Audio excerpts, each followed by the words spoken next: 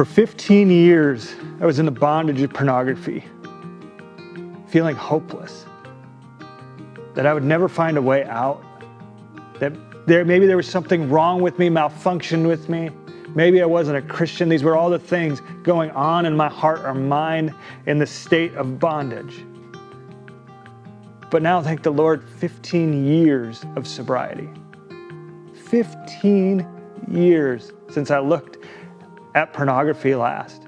I never thought I'd be able to say those words, but I'm here. And you can have the same type of freedom. See, I'll be honest with you, my journey, it didn't start with some magical moment of clarity. It started with a deep sense of shame and brokenness. I was married, a believer, but living a double life. I can remember the day so clearly.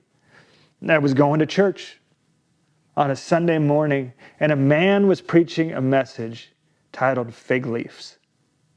And it was all about how Adam and Eve hid themselves from God, and we've been hiding ourselves ever since. And this guy wasn't the pastor. He was a member of the congregation, and I knew that I needed to get to know him. I knew that he could help me with my problem, and so I asked him, hey, can you meet with me? And he said, no, I'm busy. And this proceeded for the next couple months where he was too busy to meet with me because he's a human with boundaries. And he was already meeting with a lot of guys. I just didn't know that. And he told me, here's the deal. I run. And if you want to run with me, let's meet at 4:30 in the morning. And that's where I have space to meet with you. And so I remember that day, I was so nervous. I was going to puke. But I laced up my shoes in the darkness, drugged myself there. And there he was.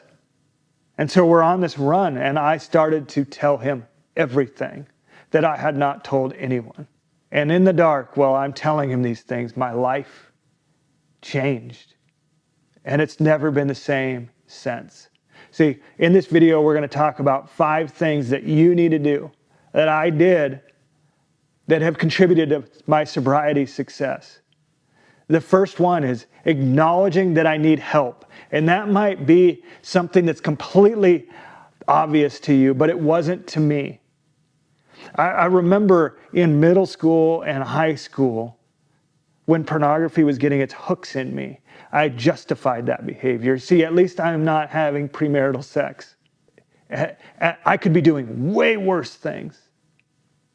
Someday I'll be married and this temptation won't be there because I can have sex then. There was no acknowledgement that I was sinning, that I was trapped. And I've noticed after meeting with many men, I'm not alone in that.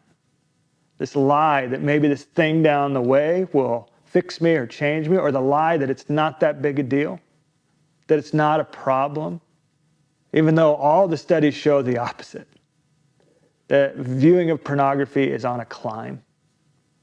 And I think if you were honest, if you could stop, you would have stopped. The admitting we have a problem, it's hard, but it's the first step. That somehow my willpower is not enough to overcome this, and I need help from God and from others. See, I think a lot of us, we acknowledge that we have a problem, but we fall into the lie that we can fix it ourselves. See, you need people. That's the next step, is the power of accountability. I grew up thinking accountability was bad. Like that was just like overarching something over me, telling me when I screwed up, right? The big eye in the sky saying no. But see, accountability is not that way. I've come to know that like running in the dark was my first step in accountability. You know what it was? Was another human hearing my shortcomings, hearing my sin, hearing my yuck, and loving me anyways.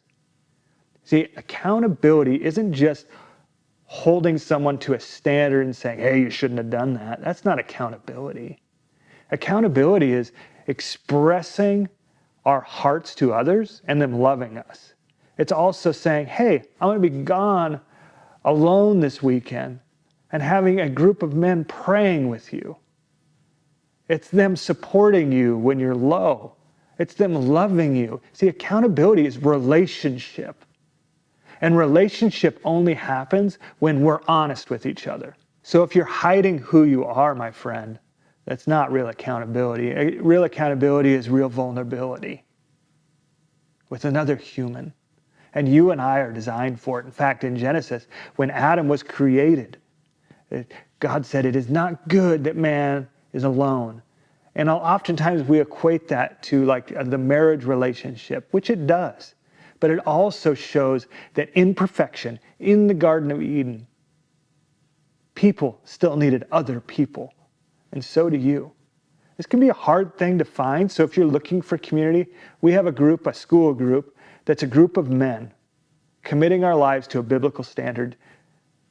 And we're fighting back against pornography. I'd love for you to join. It's in the description below. Just click the link and fill in a few things.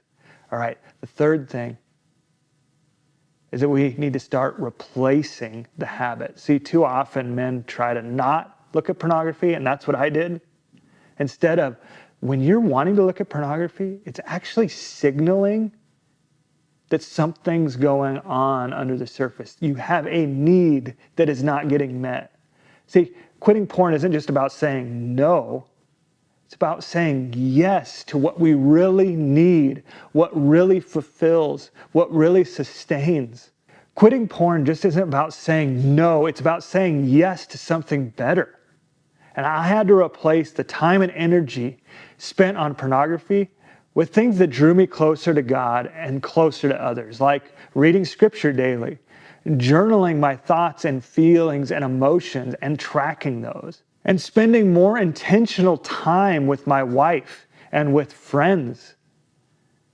See, replacing those desires with something that's poison like pornography, with the desires that things that will actually fulfill, is a crucial thing that needs to happen to actually stand a chance to fight back against pornography. So take a second, write down what draws you closer to God? You specifically. Is it listening to worship music? Is it listening prayer? Is it scripture? Walking in nature and saying, God, speak to me in this beauty that you surround. Try out some things. The true desire of your heart is to be loved and to be known, not the poison of pornography. See, replace the habit with godly pursuits.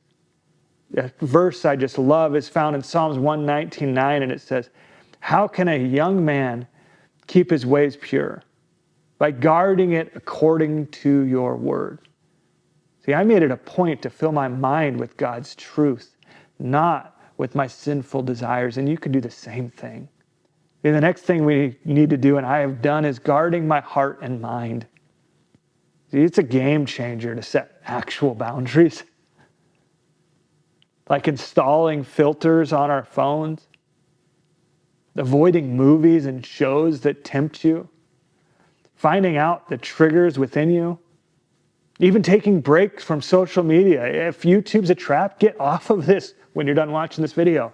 See, when necessary, protecting your heart and mind it's crucial to not put the line up to pornography, but to bring it back to a boundary that's even further. See, if you're flirting with the edge, you're flirting with disaster. And I had to give up some things that I actually enjoyed, but I knew led me down a path that wasn't good. See, one of the things that I enjoyed doing that I've just stopped doing, as an example, is I do not scroll social media when I'm bored. It doesn't lead me in a good place. See, for you, have you taken the time when you look at pornography, when you swore you wouldn't, to actually look back at the path that you traveled to get there? See, what were the triggers? What were the things going on? I guarantee you, the guarding your heart and mind were something that was not happening. Because that's how it worked for me. Here's why boundaries are so important. Because Proverbs 4:23, it says, above all else, guard your heart. For everything you do flows from it. See, when you take a look and seriously start to try to guard your heart and mind, it'll pay off in a major way. Because you will be fighting these skirmishes and these battles, not for pornography, but for the parts where you started to stray off the path. That is a battle that's much easier to fight than when you're all the way down the lane into the non-thinking part of your brain trying to not look at pornography. So guard your heart and mind way earlier. It was a game changer for me, and I know it will be for you. The fifth thing that really helped me to have freedom over these 15 years is staying humble and dependent on God. See, even after 15 years, I don't take my freedom for granted. I still have filters on my phone. I still am in accountability. I still know that I am blind to certain things. See, I know how easy it would be to fall back and to let my guard down. That's why I stay connected to God and to others daily. That's why I will not skip my time with God and His Word and in prayer every morning. Why I won't stop meeting with others weekly. See, on my own, I'm weak, no matter how many years I get under my belt. See, Jesus said in John 15:5, and I think we can forget this, that apart from me, you can do nothing. I found this to be so true in my life. That even though I'm talking about my 15 years of sobriety, it's God working in my life, not me. And yes, you and I, we will play a major part, but God changes us, not our white knuckle behavior, not willing ourselves to get it done. Because that would lead us into a prideful spot and back into pornography. You know, these 5 things help me to stay free from pornography. But to be honest, pornography addiction is so much greater than just these 5 things. This is a great starting spot. But there'll be other things that you need to do, and there'll be things under the surface you need to deal with, like trauma in your life and knowing your triggers, and really a lot more than one YouTube video can do. And so please watch through some other videos on this channel. If you want to find freedom, I know they're going to help you. God bless you in your journey. Freedom is available to all.